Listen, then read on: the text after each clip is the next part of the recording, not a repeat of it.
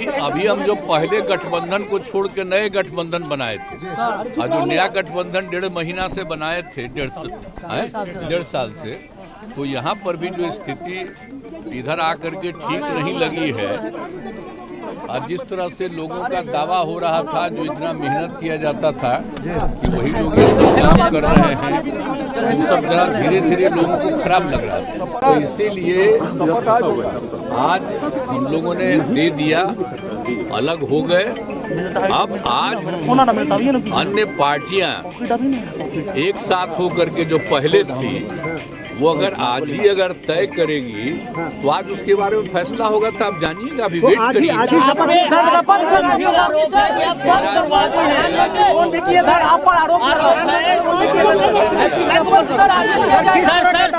आरोप है कि आप अवसरवादी हैं। आपकी हमने बता दिया कि हमको लगा, हम बीच में तो कुछ नहीं बोल रहे थे। आप याद करिए ना कि बीच में बहुत कुछ कहना चाह रहे थे, नहीं कुछ बोल रहे थे। हम कुछ नहीं बोल रहे थे, चारों तरफ की बात थी, कितना काम हम कर रहे थे और उधर भी लोग हम अलायंस करवाए, क्या क्या करवाने में लगे और कोई कुछ काम ही नहीं कर रहे थे। तो सबको लेकर के तकलीफ और यहाँ पर भी लोगों को तकलीफ, तो ये हो गया तो हमने बोलना छोड़ दिया था।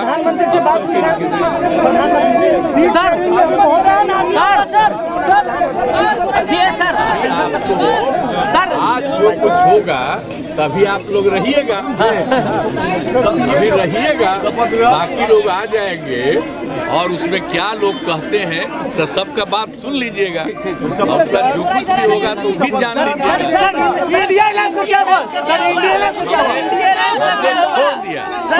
नीतीश के बयान में कोई कारण नहीं, बस उन्हें कुछ कह दिया गया और बिहार में सत्ता परिवर्तन हो गया। ऐसा लगता है कि इसके पीछे किन्हीं अदृश्य ताकतवर शक्तियों का हाथ रहा होगा, जो सत्ता छीनकर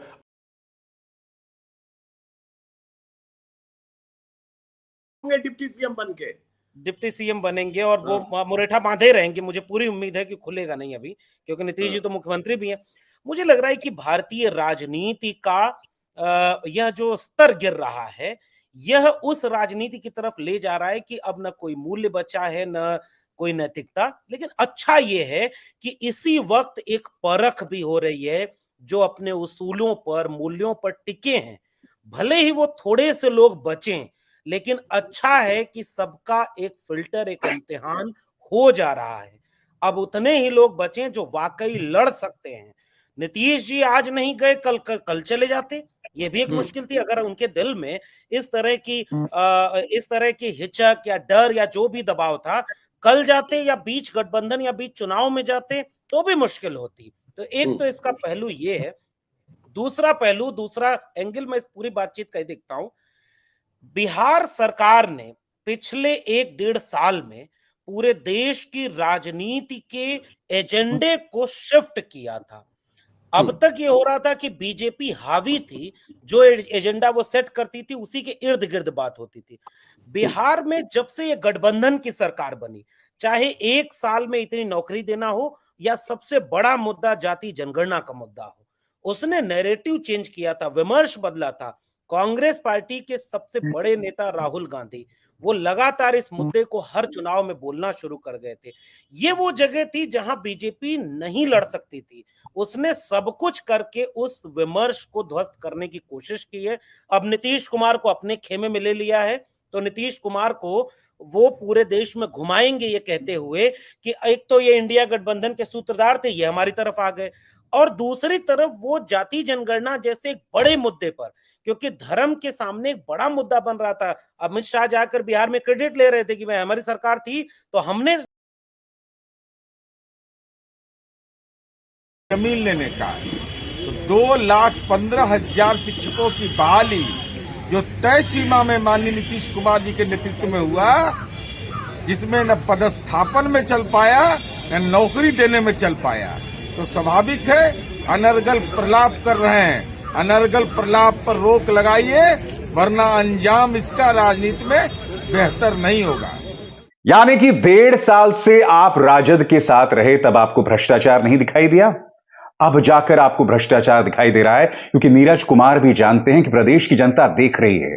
नीतीश कुमार की क्रेडिबिलिटी बहुत जोरों से जमीन की तरफ जा रही है। और आप जब बार बार एक राग अलापते हैं जिसकी कोई जमीन ना हो, तब जाहिर सी बात है आपकी बात पर कोई विश्वास नहीं करता है। केसी त्यागी कायदेसी नेता मुझे बहुत पसंद है। वो क्या कह रहे हैं? इंडिया गठबंधन टूट की कगार पर है, कांग्रेस के अड़ियल रवैये ने इसे तार तार कर दिया है।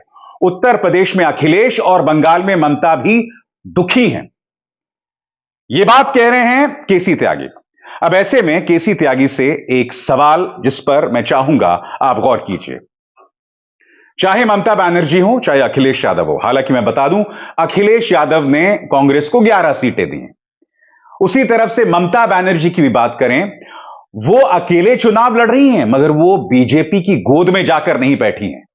आज जो केसी त्यागी ये कह रहे हैं कि कांग्रेस के अड़ियल रुख की वजह से हमें यह फैसला उठाना पड़ा, बड़ा सवाल यहां पर, क्या आप अपनी विचारधारा के साथ समझौता कर सकते हैं? केसी त्यागी साहब, आप तो निहायत ही सेक्युलर आदमी हैं, धर्मनिरपेक्ष आदमी हैं। नीतीश कुमार भी धर्मनिरपेक्षता की दुहाई देते रहते थे। सिर्फ इसलिए कि कांग्रेस का अड़ियल रवैया था, आपने गठबंधन को तोड़ दिया और भाजपा की गोद में जाके बैठ गए। भाई आप वही कर। तो जी हाँ दोस्तों, आपका स्वागत करते हैं आपके अपने चैनल में। इस चैनल में आपको गोदी मीडिया के खिलाफ जो भारत में प्रोपेगेंडा गोदी मीडिया फैलाती है वो उसके बारे में आपको इस चैनल में बताया जाएगा। तो बहुत से सारे लोग मिलकर इस चैनल को सब्सक्राइब कर लो। दोस्तों, आप जानते हैं गोदी मीडिया किस तरह अपना एजेंडा सेट करती है। हर तरफ न्यूज़ चैनलों में ही, पहले भारत के न्यूज़ चैनलों में इकनॉमी और विकास की बात होती है, पर अब वो देखने को आपको पता है वो अब नहीं मिल रहा। अब भारत के चैनलों में बात होती है राम मंदिर की और धर्म की। उसने उसको कहा, उसने मेरे धर्म को ऐसा कहा, उसने मेरे धर्म को ऐसे कहा। इस बारे में चर्चा आज टीवी चैनलों पे हो रही है। पर क्या ये सही है? क्या ये सरकार हमें शिक्षा और रोज़गार के मुकदमों से बहका रही है? मुझे तो दोस्तों ऐसे लग रहा है कि ये हमारे शिक्षा और रोज़गार जैसे मुकदमों से ही बहला रही है। गोदी एंकर दिन रात हिंदू मुसलमान करते हैं, ये आपको सभी को पता है, पर उनको मिलता क्या दोस्तों? आपको ऐसी न्यूज़ सुनने से कुछ नहीं मिलता, पर उनको मिलता है दोस्तों फंडिंग। पीछे से इतनी ज़्यादा फंडिंग होती है, आपको पता नहीं, करोड़ों रुपया गोदी मीडिया को दिया जाता है ताकि वो एक प्रोपेगेंडा सेट करे भारत में रहने वाले उन अंधभक्तों के लिए जो सोचते हैं कि उनका धर्म खतरे में है। पर ऐसा कुछ नहीं है दोस्तों, किसी का धर्म कभी खतरे में नहीं आता। खतरे में होता है सत्ता की कुर्सी। जैसे कि आपको दोस्तों पता है 2014 से पहले महंगाई के बारे में, पेट्रोल भी 60 रुपये का मिलता था और एक स्प्लेंडर बाइक भी 60,000 रुपये मिलती। पर आज की डेट में दोस्तों उल्टा है, स्प्लेंडर 1 लाख रुपये की होगी और तेल का भाव तो दोस्तों आपको पता ही है। और इसका कारण ये नहीं है कि कोरोना के समय कुछ नहीं होता दोस्तों। देश के अरबपतियों ने, मंदिरों ने इतना फंड दिया था भारतीय सरकार को, पर वो फंड भी अब सरकार दिखा नहीं रही। मतलब वो फंड भी सरकार वो चाट गई है। कोरोना कहाँ होता है दोस्तों?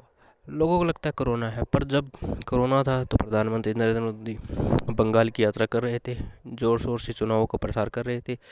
तो कोरोना कहाँ है दोस्तों? कोरोना कुछ नहीं है दोस्तों। हम लोगों को मूर्ख बनाए रखने के लिए ये सरकार किस तरह से मीडिया का सहारा लेती है, बाबाओं का सहारा लेती है। वो बाबा दोस्तों, वो बाबा जो एक शो के 10-10 लाख रुपए लेते हैं, फॉर्चूनर में आते, फॉर्चूनर में जाते, हमें क्या मिलता? हमें कुछ नहीं मिलता दोस्तों। राहुल गांधी के खिलाफ भी उन्होंने पहले कुछ कहा था कि राहुल गांधी पप्पू है, पर ऐसा नहीं है दोस्तों। राहुल गांधी पप्पू नहीं है, वो बंदा बहुत हाई लेवल की सोच का है और वो कहाँ से पड़ा हुआ आपको ये बारे में पता होगा दोस्तों। तो कृपया इन झूठे प्रोपेगेंडाओं से बचें और अपने मस्तिष्क को सही आयाम दें। मंदिर बन रहा है दोस्तों, अच्छी बात है, पर मंदिर के साथ क्या रोज़गार की बात होगी, ये सोचने वाली बात है। सरकार के आने के बाद जातियों में इतना जहर घुल गया दोस्तों, धर्म के बारे में इतना जहर घुल गया दोस्तों, लोग एक दूसरे का मुंह नहीं देखना चाहते दोस्तों। पर गोदी मीडिया इसके बारे में कुछ नहीं सोचती दोस्तों। देश की इकोनॉमी ठप हो गई है दोस्तों, बहुत से लोग बेरोज़गार हो गए हैं, स्कूलों की फ़ीस इतनी बढ़ा दी गई है कि कोई हद नहीं है, पर सरकार का कोई लगाम नहीं है। और इसके बारे में दोस्तों आपकी क्या राय है कमेंट में ज़रूर लिखना। और बहुत सारे दर्शक इस चैनल पे आए और इस चैनल को सब्सक्राइब कर ले। बहुत से यूट्यूबरों की थोड़ी थोड़ी कटिंग इस चैनल पर दिखाई जाएगी जो आपके लिए फ़ायदेमंद होगी। तो जय हिंद दोस्तों, वंदे मातरम।